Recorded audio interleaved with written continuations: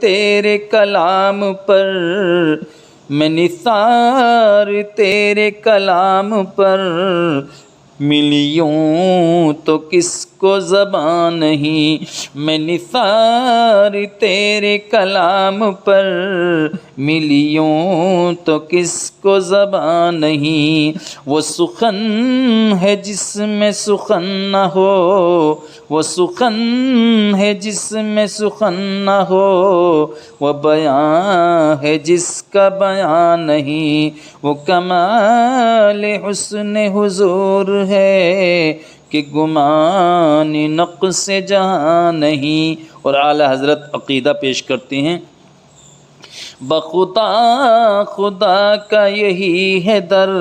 یعنی مصطفیٰ کا در، مصطفیٰ کا دروازہ۔ حقیقت میں اللہ کا جو دروازہ ہے وہ مصطفیٰ ہی کا دروازہ ہے۔ مصطفیٰ کی بارگاہ سے جو بات مقبول ہوگی وہی رب کی بارگاہ میں مقبول ہوگی، اور جو یہاں سے مردود ہو جائے گی وہ رب کی بارگاہ میں مردود ہو جائے گی۔ اعلیٰ حضرت عقیدہ پیش کرتے ہیں،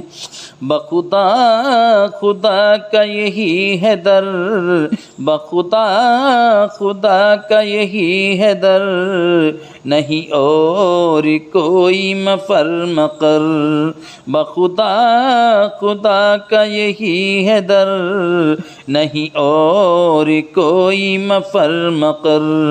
جو وہاں سے ہو یہیں آ کے ہو، جو وہاں سے ہو یہیں آ کے ہو، جو یہاں نہیں تو وہاں نہیں۔ وہ کمال حسن حضور ہے کہ گمان نقص جہاں نہیں۔ اور اعلیٰ حضرت عرض کرتے ہیں، کروں تیرے نام پہ جاں فدا یا رسول اللہ، کروں تیرے نام پہ جاں فدا، نہ بس ایک جاں دو جہاں فدا، کروں تیرے نام پہ جاں فدا، نہ بس ایک جاں دو جہاں فدا، دو جہاں سے بھی نہیں جی بھرا، کروں کیا کروڑوں جہاں نہیں۔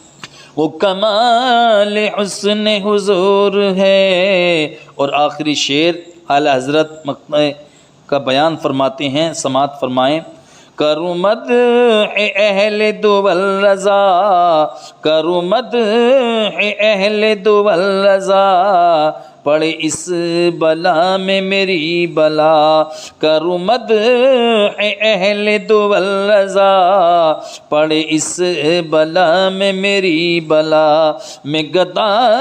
ہوں اپنے کریم کا، میرا دین پارینا نہیں۔ وہ کمال حسن حضور ہے کہ گمان نقص جہاں نہیں، یہی پھول خار سے دور ہے، یہی شمع ہے کہ دھواں نہیں۔ ایک مرتبہ درود شریف کا نذرانہ پیش کریں، پڑھیں بآواز بلند، اللہ رب محمد صلی اللہ علیہ وسلم، نحن عباد محمد صلی اللہ علیہ وسلم، صلاۃ و سلام علیک یا رسول اللہ صلی اللہ تعالیٰ علیہ وسلم۔ میری ملت کے نوجوانوں، میں نے حدیث مبارکہ آپ حضرات کی خدمت میں پیش کی۔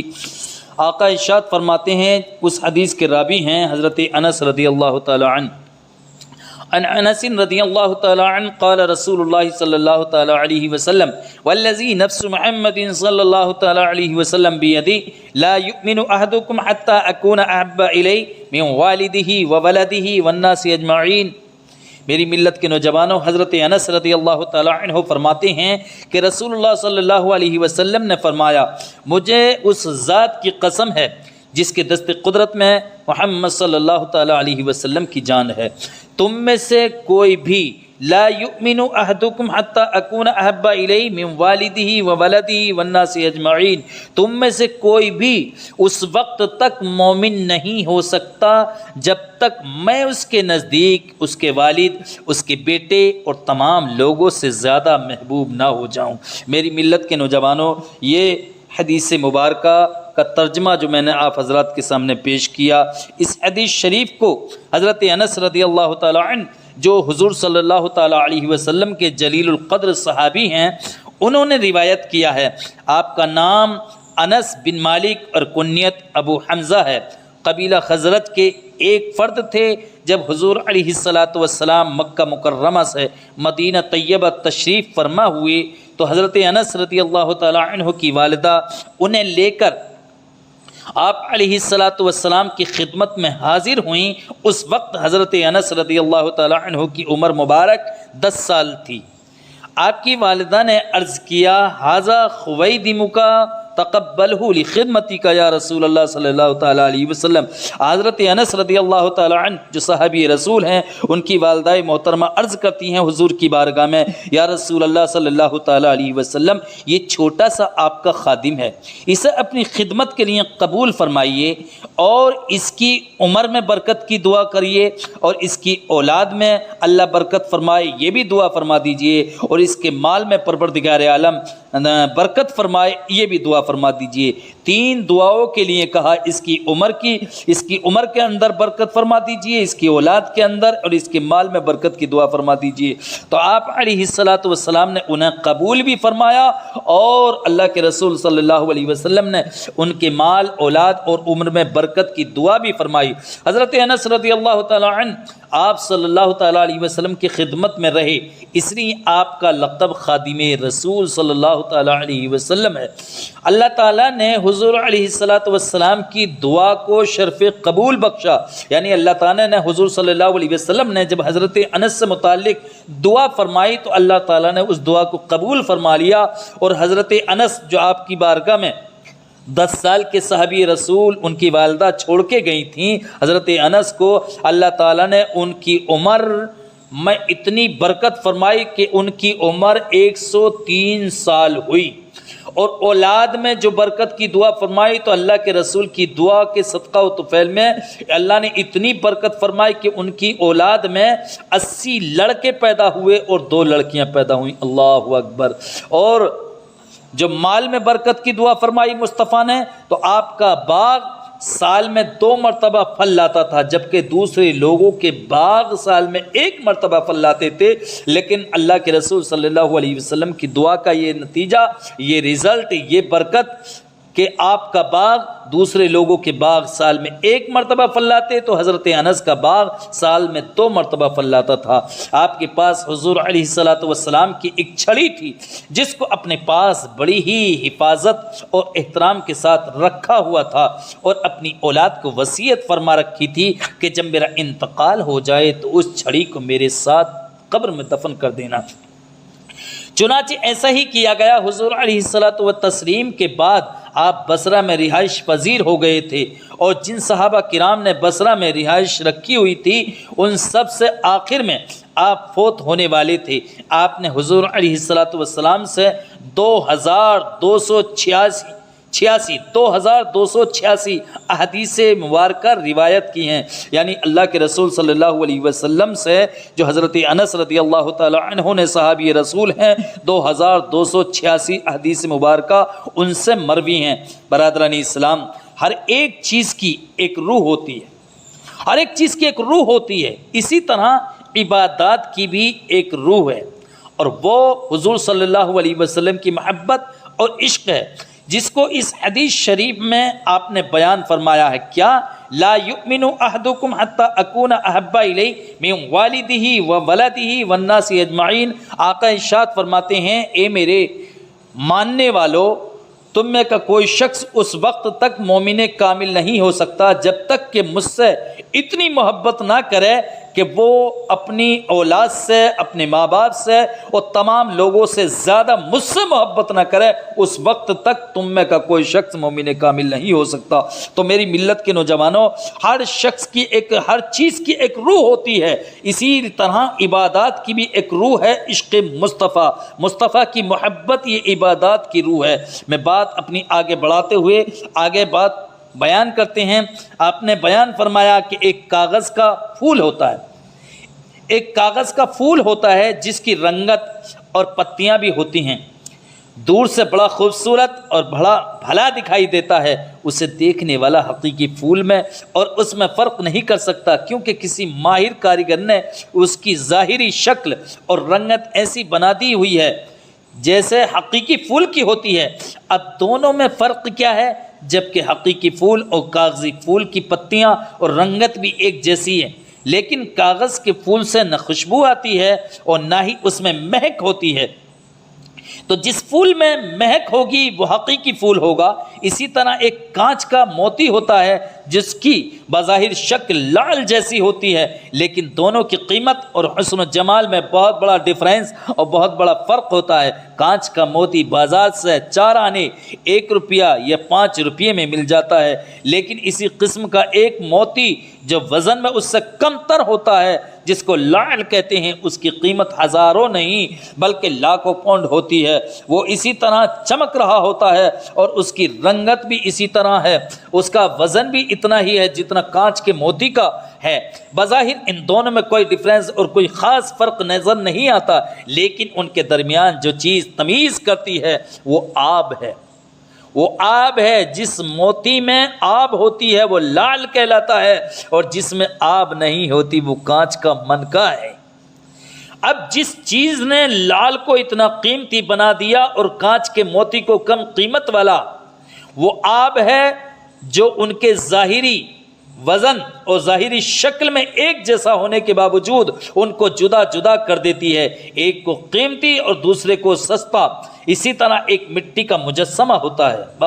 بہت غور سے سننے کی بات ہے، حدیث کا مطلب تبھی سمجھ میں آئے گا بہت غور سے سنیں گے تو۔ جیسے کسی مصور اور سنگ تراش نے بڑے ہی خوبصورت انداز میں اس کو بنایا ہے، اس کی آنکھیں، پلکیں، ہونٹ اور قد و قامت دیکھ کر انسان حیران اور مبہوت ہو جاتا ہے، اس کے باوجود اسے انسان نہیں کہا جا سکتا، وہ ایک مجسمہ اور صرف ایک تصویر ہے۔ اب وہ کون سی چیز ہے جو اس مجسمے کو حقیقی انسان نہیں بننے دیتی؟ وہ روح ہے۔ جہاں روح آ جاتی ہے وہاں انسانیت آ جاتی ہے، اور جہاں روح نہیں ہوتی وہ محض ایک مجسمہ اور ایک صرف تصویر ہی ہوتی ہے جس کا حقیقت کے ساتھ کوئی تعلق نہیں ہوتا۔ آپ اندازہ لگائیں کہ کاغذ کا بھی پھول ہے اور گلاب کا بھی حقیقی پھول بھی ہے، گلاب کا حقیقی پھول بھی ہے، گلاب کے پھول میں نکھت، خوشبو اور مہک ہے، اور اس کی رنگت بھی خاص ہے۔ جس میں یہ چیزیں ہوتی ہیں وہ حقیقی پھول کہلاتا ہے، اور کاغذ کے پھول میں کتنی ہی خوشبو کیوں نہ انڈیل دی جائے وہ حقیقی پھول نہیں بن سکتا۔ میری ملت کے نوجوانوں، اسی طرح دین کے اصول ہیں، اسی طرح دین کے اصول ہیں۔ نماز یہ بھی دین کا اصول ہے، روزہ یہ بھی دین کا اصول ہے، زکوٰۃ یہ بھی دین کا اصول ہے، حج یہ بھی دین کا اصول ہے، اور ان کے علاوہ ساری عبادات اور ساری نیکیاں اس وقت تک ایک مجسمہ کاغذ کے پھول اور کانچ کے منکے کی ہی طرح ہیں جب تک ان میں عشق مصطفیٰ صلی اللہ علیہ وسلم کی روح، محبت کی آب اور مہک نہیں ہوتی، اور نہ ہی ان کی وہ قدر و منزلت ہو سکتی ہے جو ہونی چاہیے۔ اس مذکورہ بالا حدیث شریف میں جو میں نے ابھی آپ حضرات کے سامنے بیان کی، اللہ کے پیارے محبوب، اس کے حبیب، دونوں جہانوں کے آسرا اور رحمت دو عالم صلی اللہ تعالیٰ علیہ وسلم نے اسلام کی اسی روح، آب اور مہک کا ذکر فرمایا ہے جو عبادت، محبت مصطفیٰ اور عشق رسول صلی اللہ علیہ وسلم کے ساتھ ادا نہ کی جائے وہ کاغذ کے پھول کی طرح ہی رہتی ہے، اور جب اس کے اندر یہ آب، روح اور مہک آ جاتی ہے میری ملت کے نوجوانوں، تو وہ تصویر کا کانچ کا منکا، وہ تصویر کا کانچ کا منکا اور کاغذ کا پھول نہیں رہتی، بلکہ لعل بن جاتی ہے جو بادشاہوں کے تاج کی زینت بنتا ہے، اور وہ پتھر کا ٹکڑا نہیں رہتی بلکہ ان میں زندگی آ جاتی ہے، اور وہ کاغذ کا پھول نہیں رہتی بلکہ ان میں مہک، جاذبیت اور دل فریبیاں آ جایا کرتی ہیں۔ میری ملت کے نوجوانوں، ایک میسج میں آپ کو دینا چاہوں گا، یاد رکھو اللہ کے رسول صلی اللہ علیہ وسلم نے ارشاد فرمایا، لا یؤمنو، آقا ارشاد فرماتے ہیں، والذی نفس محمد صلی اللہ تعالیٰ علیہ وسلم بیدی، اس ذات کی قسم جس کے نفس دست قدرت میں محمد صلی اللہ تعالیٰ علیہ وسلم کی جان ہے، لا یؤمن احدکم حتی اکونا احب الی، کہ تم میں کا کوئی شخص اس وقت تک مومن کامل نہیں ہو سکتا، حتی اکونا احب الی من والدہ و ولدہ والناس اجمعین، جب تک کہ اپنی اولاد، اپنے ماں باپ اور تمام لوگوں سے زیادہ مجھ سے محبت نہ کرے۔ یاد رکھو، یہ محبت کا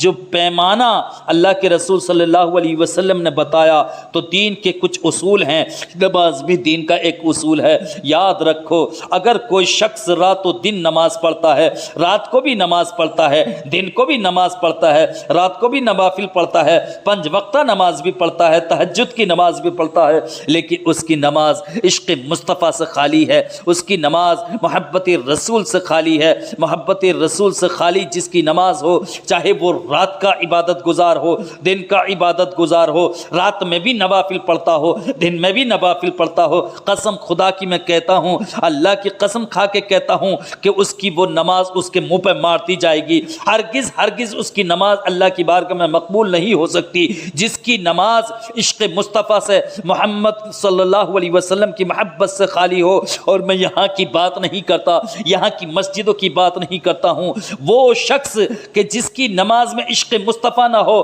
محبت مصطفیٰ نہ ہو، وہ یہاں کی مسجدوں میں نہیں بلکہ کعبے میں سر رگڑ رگڑ کے مر جائے، اس کا ایک سجدہ بھی رب کی بارگاہ میں مقبول نہیں ہو سکتا جب تک کہ اس کے سجدوں میں عشق مصطفیٰ پنہا نہ ہو، جب تک کہ اس کے سجدوں میں، اس کی رکعتوں میں، اس کی نمازوں میں اللہ کے رسول صلی اللہ علیہ وسلم کی محبت نہ ہو۔ اسی کو پیارے آقا نے فرمایا ہے، جب تک کہ تم اپنی عبادتوں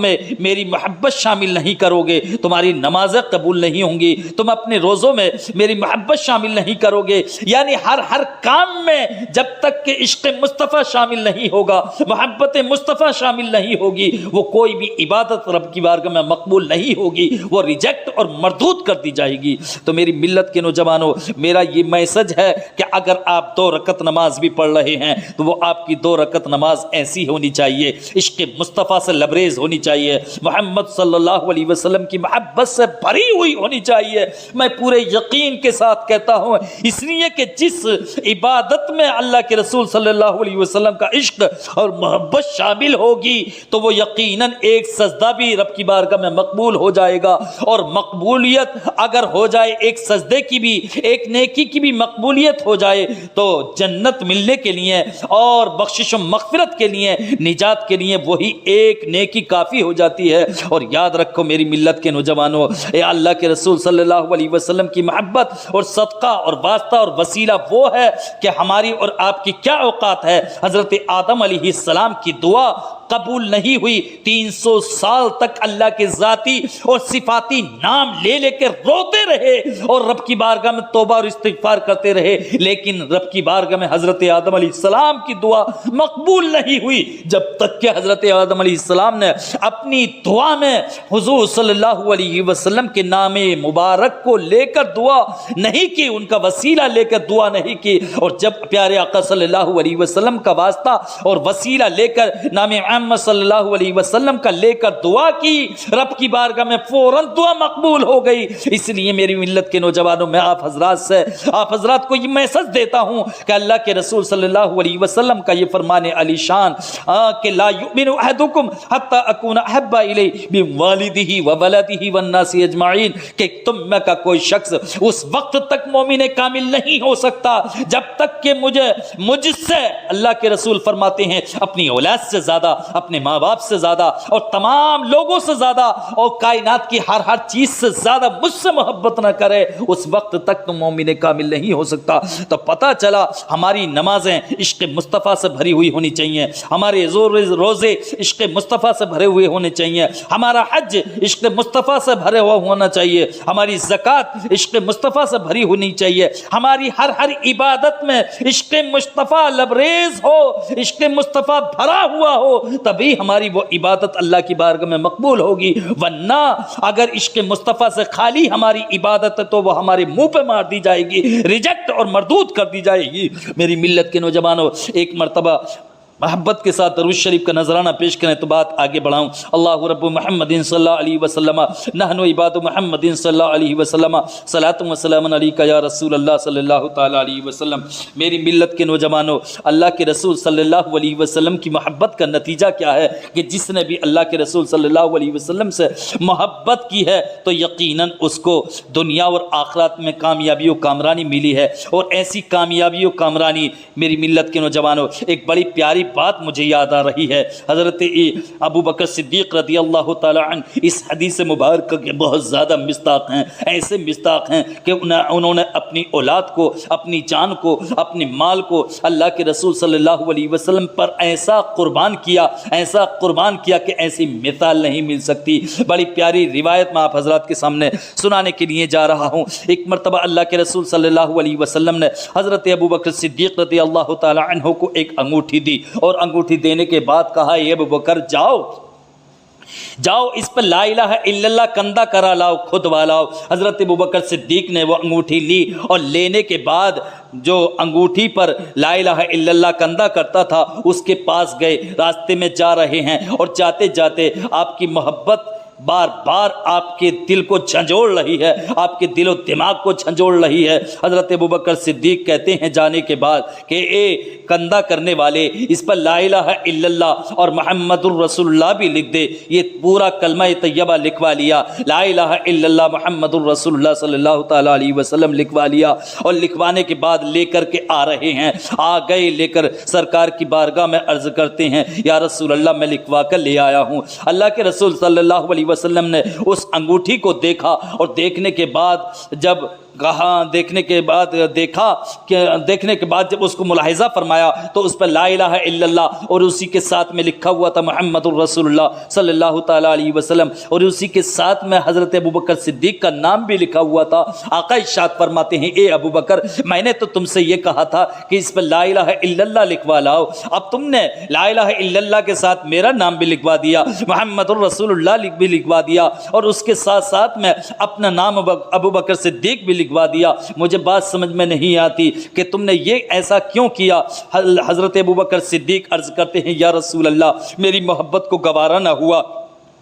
کہ پروردگار عالم نے ہر جگہ اپنے نام کے ساتھ لا الہ الا اللہ کے ساتھ محمد الرسول اللہ صلی اللہ علیہ وسلم کو جوڑا ہے۔ میں نے جہاں جہاں پڑھا ہے لا الہ الا اللہ محمد الرسول اللہ، جہاں جہاں دیکھا ہے لا الہ الا اللہ محمد الرسول اللہ، یا رسول اللہ میری محبت کو گوارا نہ ہوا کہ میں اللہ کے نام سے آپ کے نام کو جدا کر دوں۔ یا رسول اللہ یہ میں نے محبت کی وجہ سے میں نے لکھوایا ہے، لیکن میرا نام کس نے لکھا ہے یہ میں بھی نہیں جانتا۔ اتنے میں پروردگار عالم نے حضرت جبرائیل کو بھیجا، جاؤ جبرائیل سدرہ پر بیٹھے ہو، میرے محبوب کے دربار میں حاضر ہو اور میرا سلام پیش کرو، اور سلام پیش کرنے کے بعد کہو کہ جا کر کے کہو حضرت جبرائیل آئے، اور آنے کے بعد عرض کرتے ہیں یا رسول اللہ آپ کا رب آپ کو سلام بھیجتا ہے اور ارشاد فرماتا ہے کہ اے اللہ کے رسول صلی اللہ علیہ وسلم، اے پیارے محبوب ابو بکر کی محبت کو یہ گوارا نہ ہوا کہ ہمارے نام سے آپ کے نام کو جدا کر دے،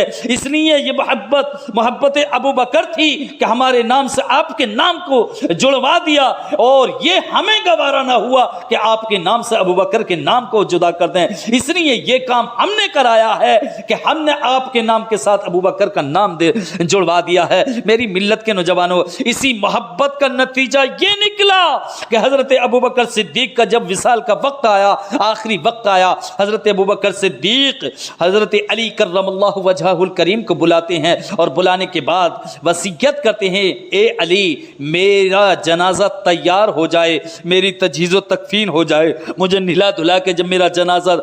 تیار ہو جائے تو مجھے اللہ کے رسول صلی اللہ علیہ وسلم کے روضہ اطہر کے پاس لے جا کر کے عرض کرنا یا رسول اللہ آپ کا یار غار حاضر ہے، اگر اجازت مل جائے دروازہ خود بخود کھل جائے تو مجھے حضور کے پہلو میں دفن کر دینا، اور اگر دروازہ خود بخود نہ کھلے تو مجھے جنت البقیع میں مسلمانوں کے عام قبرستان میں دفن کر دینا۔ قسم خدا کی روایت میں آتا ہے عشق مصطفیٰ ہو تو ایسی جیسے حضرت ابوبکر صدیق کے دل میں تھی، اور اس کا نتیجہ بھی ہو تو ایسا جیسا اللہ کے رسول صلی اللہ علیہ وسلم نے حضرت ابوبکر صدیق کو دیا کہ حجر میں ہیں تو ابوبکر ساتھ میں ہیں، سفر میں ہیں تو ابوبکر ساتھ میں ہیں، ہجرت میں ہیں تو ابوبکر ساتھ میں ہیں، اور اب آخرت کے جب اس دنیا سے رخ رخصتی کے بعد اگر لیٹے ہوئے ہیں تو آج آپ کے پہلو میں لیٹے ہوئے ہیں. سبحان اللہ. حضرت ابوبکر صدیق کی وصیت کے مطابق حضرت علی کرم اللہ وجہہ الکریم نے ایسا ہی کیا اور آپ کے جنازے کو لے کر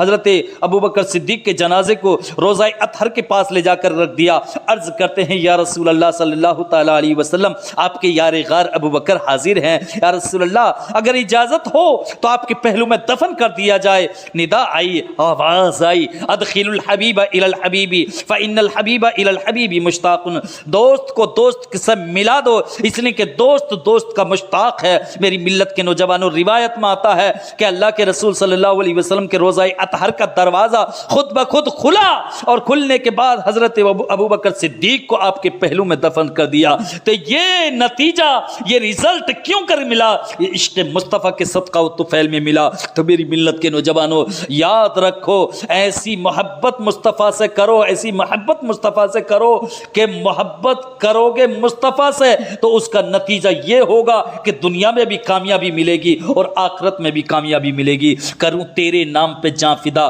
کروں تیرے نام پہ جاں فدا, نہ بس ایک جاں دو جہاں فدا, دو جہاں سے بھی نہیں جی بھرا, کروں کیا کروڑوں جہاں نہیں. میری ملت کے نوجوانوں, میری آج کی یہ تقریر کا پہلا پارٹ ہے اور انشاءاللہ اس کا دوسرا حصہ, دوسرا پارٹ کل میں آپ حضرات کی خدمت میں پیش کروں گا, اس کا انتظار کریں. اسی پہ میں اپنی تقریر ختم کرتا ہوں. استغفر اللہ ربی من کل ذنب و خطیئۃ و اتوب الیہ وما علینا الا البلاغ المبین. السلام علیکم.